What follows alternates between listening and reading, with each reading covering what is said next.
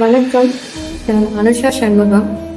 Line City Media Solutions Private லிமிடெடும் Athangudi Saibaba foundation இணைந்து ஷீரடி சாய் மகாராஜாவின் 107வது சமாதி ஆண்டை முன்னிட்டு மகா சாய் விளக்கு பூஜை ஏற்பாடு செய்துள்ளோம். இது எங்கேன்னு கேட்குறீங்க? செங்காம் அருள்மிகு வேல்முருகன் ஞான முனீஸ்வரர் ஆலயத்தில் அமைந்திருக்கும் ஷீரடி சாய் மகாராஜா சன்னிதானத்தில் நடைபெற உள்ளது.